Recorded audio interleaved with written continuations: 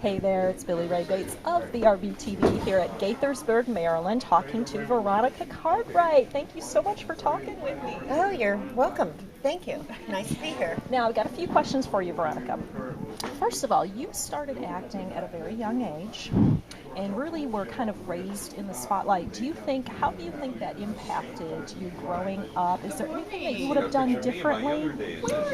I don't think so. It was interesting because, I was the Kellogg's girl. I did, sugar smokes and cornflakes and all those things. And when I did the children's hour, I realized this is what I wanted to do. And I was like 11 years old. And then I did the birds. And I realized, I guess it was an intuitive thing that if I just went with what was given me, the reality of the situation, that I got myself totally into it. It was like fabulous. And this is what I wanted to do. And my parents were very grounded. My dad was an art director, and my mom used to make sure that she always went with us. But I still got to go to high school. I still got to do all the things that other So you feel like you basically still had a normal upbringing? Yes, and my sister, of course, was on the series also, and but I did movies and she was on the series, so there wasn't a jealousy thing. We've done a couple of those things where you do them together, like Melissa Gilbert did one. We're hardly in it because we don't have any dirt. I don't know, it's just always what I wanted to do, and here I am all these years later still doing it. So.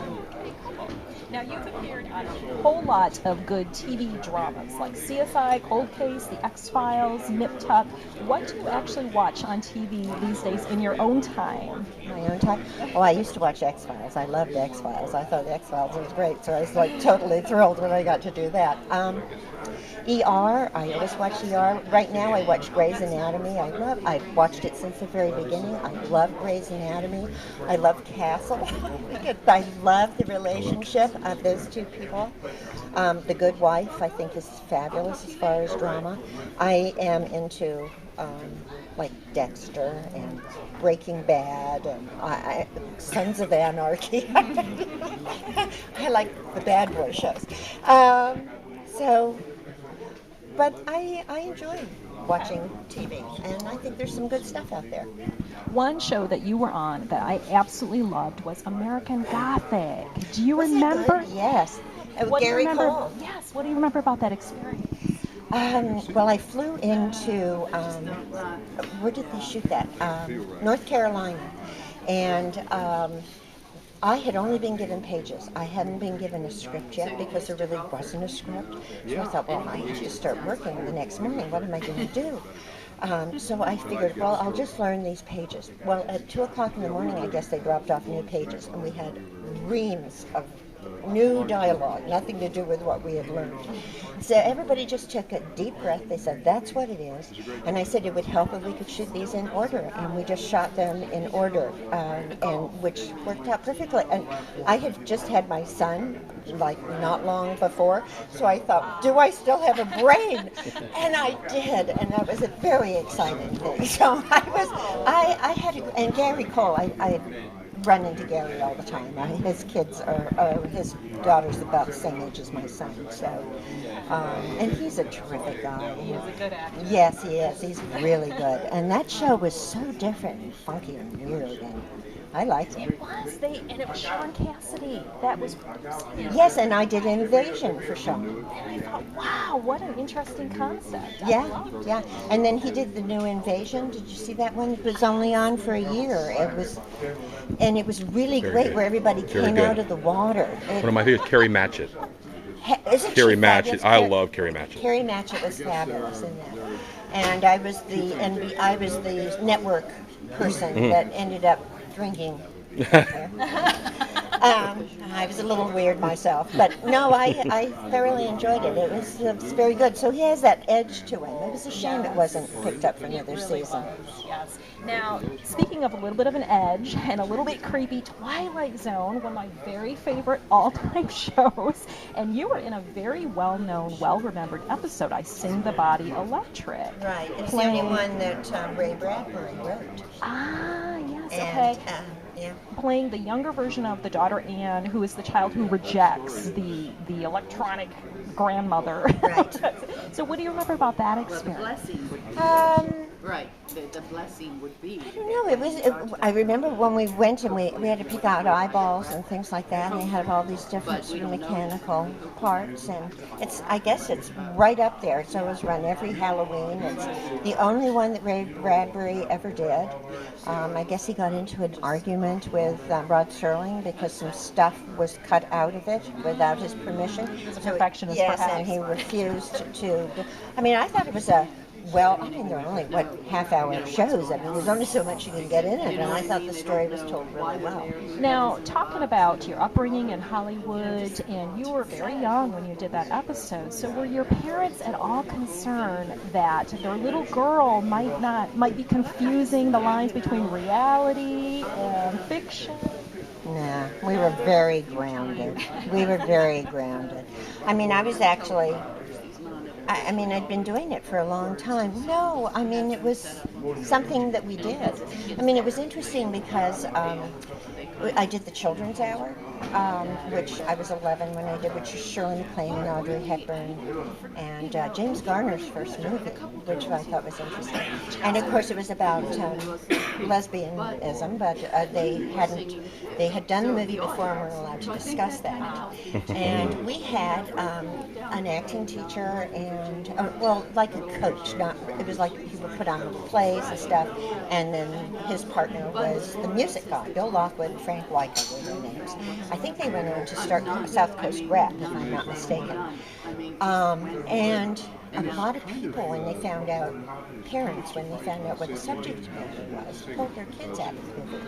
And my mom, I mean, like, totally cool. She says, oh, this is just like Frank and Bill, only it's two women.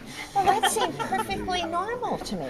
I mean, why not? I mean, we'd been over to their house, we'd had lunch. For a British Catholic woman, I thought that was fantastic. And I think years later, how brilliant. So it didn't seem weird to me at all. It was great. Okay. Now, you were in the movie Witches of Eastwick. Yes. Very well-known movie, and you were in a pretty well-known scene, the cherry pit scene. So tell us about that. How many takes did that take? Well, for the throwing of the cherry pits, we actually had several changes of clothes, that little sweater and everything like that. But it took a week to shoot the whole scene. But when it came down to the specific cherry pit scene, there were tanks that and they were real cherry, with pits. I mean, let me tell you, they had pits. And they were in these tanks, and they ran a tube up my dress and down my hands, so that when I throw up, it looks like it's shooting out of your mouth because you go like that, and it's really reflecting off of your chin. Well, the first take is what you see in the movie, because that went really quite well. The second take, after they got me all cleaned up and everything, I don't know whether there was a gas buildup or what it was, but nothing came out when I got to that point. So I don't know what they did, but all of a sudden it came out with such force that the cherry pits threw my head back, and my arm became this wild thing that shot cherries over the top of the set and blew out the camera, and everybody's like, turn it off. My arm was like, it was just ridiculous. It was so silly. So what you see in the movie is the first take. Right. Good. So, That is cool. but it was an experience, I tell you. Now, I see a project listed for you on the IMDb, I think is where I saw that, The Odd Way Home. What can you tell us about that? Yeah, I just did this movie in Las Cruces, New Mexico, and it's Rumor Willis, and she plays my daughter. Rumor Willis is doing some acting. Yeah, and she looks great, and it's it's a girl who has some problems. She was from an abusive family, And she goes out to Los Angeles, and then she drives back home, and on her way back, as sort of a circle, she comes and sees her mother, and I'm living in a cinder block house and an alcoholic. And it was a 7-page scene, and it was just so well written and really great. And I'm thrilled that I got it. And years ago, I had done a play called The Hands of Its Enemy with Richard Dreyfuss and Phyllis Fralick. And it was about this subject matter of child abuse and being witness to the father abusing your daughter and stuff like that, and not doing anything about it. And when I did the play, I had this tremendous feeling of guilt that I resented the little girl who was playing the daughter.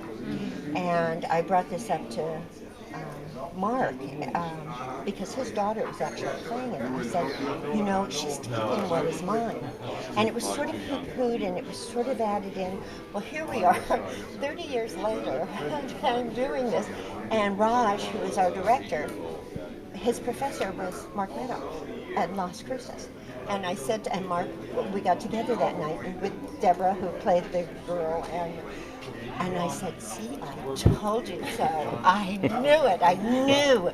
I mean, it's just like an intuitive thing. You feel that they are taking something that belonged to you, which is a totally sick way of thinking of it, but I knew instinctively it was right.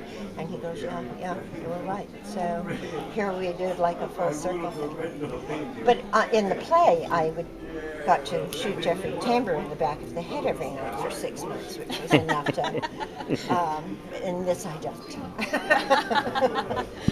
So what other projects do you have going on right now that you can tell us about?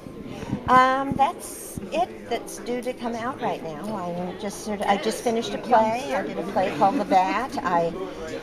You know, you got to keep your hand in there and keep your mind facile, otherwise forget it. You know. So I wanted to see whether I could remember lines, and I did. There you go. Well, thank you so much for taking the time to talk to us. I appreciate it. It's wonderful to meet you. Nice to meet you. All right, here we go. Bye-bye. Bye-bye.